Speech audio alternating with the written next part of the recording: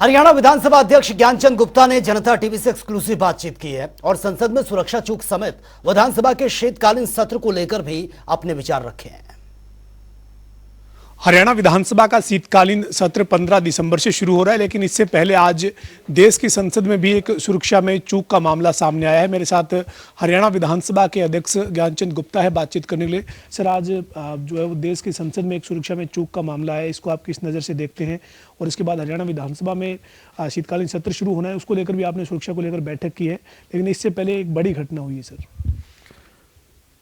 पवन जी, निश्चित तौर पर एक बड़ी चिंताजनक घटना, दुर्भाग्यपूर्ण घटना और एक निंदनीय घटना लोकसभा के अंदर घटित हुई है। जिन भी लोगों ने इस घटना को अंजाम दिया है या जो इस कृत्य के पीछे ताकतें काम कर रही हैं देश को तोड़ने का, देश के लोकतंत्र को नष्ट करने का, ऐसी ताकतों को चेक करने की, ऐसी ताकतों के ऊपर अंकुश लगाने की, सख्ती से अंकुश लगाने की आवश्यकता है। और मैं समझता हूं कि इसकी उच्च स्तरीय जांच भी होगी और जो लोग इसके अंदर इन्वॉल्व हैं उनके ऊपर सख्त कार्रवाई भी होगी। जी सर, अभी हरियाणा विधानसभा का शीतकालीन सत्र शुरू होने जा रहा है शुक्रवार से, तो आपने भी सुरक्षा व्यवस्था को लेकर पूरी तैयारी की है और पूरी आपने इंतजाम के जायजा लिया, कैसे सुरक्षा व्यवस्था रहेगी सर? निश्चित तौर पर देखिए, कल हमने एक उच्च स्तरीय जो सुरक्षा को लेकर के बैठक की थी, उस बैठक में हमारे हरियाणा प्रदेश के chief secretary, home secretary, DGP, Punjab के एडीजीपी, चंडीगढ़ के उच्च अधिकारी, पुलिस के और प्रशासनिक अधिकारी सभी शामिल थे। हमने एक एक बिंदु के ऊपर सुरक्षा कहीं के अंदर कहीं चूक ना हो उसके ऊपर चर्चा की है। लेकिन आज की जो घटना है वो एक चिंताजनक घटना है और हमारी आई ओपनर भी है कि इस प्रकार की घटना भी हो सकती है। और विशेष तौर पर हमारी विधानसभा के अंदर जो बैठने की व्यवस्था है, जो हमारे विजिटर्स हैं और जो सम्मानीय विधायक हैं, उनके अंदर बहुत थिन लाइन है और उस थिन लाइन को बहुत आसानी से ब्रीच किया जा सकता है। लेकिन आज की घटना के पश्चात हम निश्चित तौर पर इसको लाइन को और मजबूत करने का प्रयास करेंगे, वहाँ सिक्योरिटी और बढ़ाने की कोशिश करेंगे और आगे इसके ऊपर परमानेंट हम कैसे इसको हम ठीक कर सकते हैं उसके ऊपर विचार किया जाएगा। सर, शीतकालीन सत्र को लेकर बिजनेस का कितना मिला है अभी तक और क्या तैयारी की गई है बिजनेस को लेकर? सर देखिए, 3 दिवसीय शीतकालीन सत्र 15 दिसंबर से शुरू हो रहा है, 16-17 को छुट्टी है, 18 और 19 रहेगा। लेकिन फाइनल जो समय है या डेट्स हैं वो बिजनेस एडवाइजरी कमेटी की मीटिंग के अंदर कल तय की जाएंगी, जिसमें लीडर ऑफ द अपोजिशन और अन्य आदरणीय मुख्यमंत्री जी और अन्य जो हैं, जो हमारे मंत्री हैं, बीएसी के मेंबर हैं, वो उस बैठक के अंदर होंगे और उसमें ये निर्णय होगा कि ये सत्र 3 दिन चलेगा। लेकिन सर, बीएसी की बैठक कल होगी, नेता विपक्ष उसमें होंगे, लेकिन वो उससे पहले ही बाहर प्रेस कॉन्फ्रेंस कर रहे हैं, ये कह रहे हैं कि बीएसी की बैठक होनी है लेकिन सत्र की मामूली अवधि रखते हैं, चर्चा नहीं चाहते।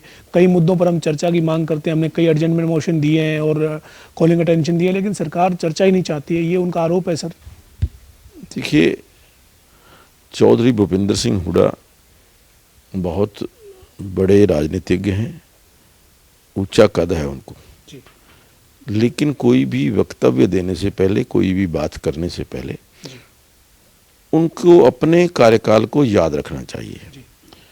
मैंने जो जानकारी विधानसभा सेक्रेटेरिएट से यहाँ से ली है, मेरी जानकारी के मुताबिक चौधरी भूपेंद्र सिंह हुड्डा जी 10 साल यहाँ मुख्यमंत्री रहे और 10 साल के अंदर जो टोटल उन्होंने सिटिंग्स की हैं वो 126 सिटिंग की और हमने 8 साल के अंदर 149 सिटिंग की है।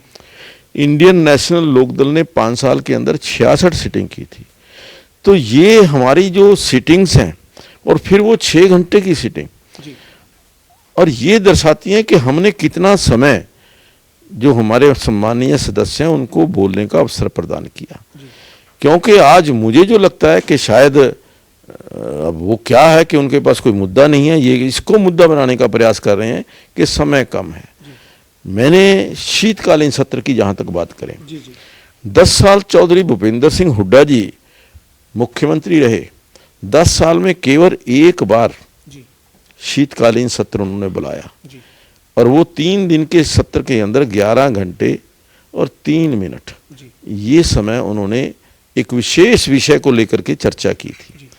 लेकिन हमने जो पिछले 8 साल के अंदर जो हमने जो शीतकालीन सत्र है वो 21 दिन और जिसके अंदर 101 घंटे 43 मिनट विधानसभा के अंदर चर्चा हुई है, यानी उनसे 10 गुना शीतकालीन का समय 10 गुना हमने चर्चा की है।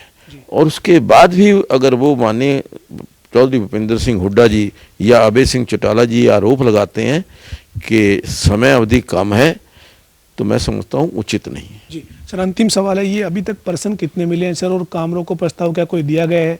साथ ही अभी आपसे गीता भुक्कल जो कांग्रेस की विधायक है वो मिलकर गई थी, वो ये कह रही हैं कि स्पीकर साहब कहते थे कि 1 सप्ताह पहले कोई सरकार अगर बिल लेकर आना चाहती है तो वो आ जाना चाहिए। अभी तक एक बिल आया है और एकदम से फिर टेबल पे बिल देखने को मिलता है। देखिए, निश्चित तौर पर क्योंकि अभी समय बाकी है, सदन की कार्रवाई 19 तारीख तक चलनी है। अगर हमने 5 दिन का समय कहा है, 7 दिन का नहीं कहा, पहली बात, क्योंकि 5 दिन के समय के लिए वो अभी समय बाकी है, कभी भी बिल आ सकते हैं। और जो बिल आएंगे हम उनको 5 दिन से पहले, हमने सरकार से भी आग्रह किया है कि वो 5 दिन से पहले हमारे पास आने चाहिए। और जहाँ तक सवाल का सवाल है, 383 स्टार्ट और अनस्टार्ट क्वेश्चन आए हैं, 49 कॉल अटेंशन मोशन आए हैं, एक जो है वो एडजर्नमेंट मोशन आया है, 2 जो प्राइवेट मेंबर रेजोल्यूशंस आए हैं, एक अल्प अवधि का सवाल आया है और एक सरकार की तरफ से बिल अभी तक हमारे पास आया। बहुत बहुत शुक्रिया जी बातचीत में सर। हमारे साथ हरियाणा विधानसभा के अध्यक्ष ज्ञानचंद गुप्ता थे, जिन्होंने शीतकालीन सत्र शुरू होना उसकी तैयारी को लेकर जानकारी दी। इसके साथ ही संसद में जो आज सुरक्षा में चूक हुई इस पर उन्होंने चिंता जाहिर की है, और उनका ये कहना है कि इनके पीछे जो ताकतें हैं उनके ऊपर कड़ी कार्रवाई होनी चाहिए, क्योंकि इस तरीके की जो ताकतें हैं वो देश को तोड़ने का काम करने का प्रयास करते हैं, उन पर कार्रवाई की जरूरत है। वीडियो जर्नलिस्ट विजेंद्र सिंह के साथ पवन सिंह, जनता टीवी, चंडीगढ़।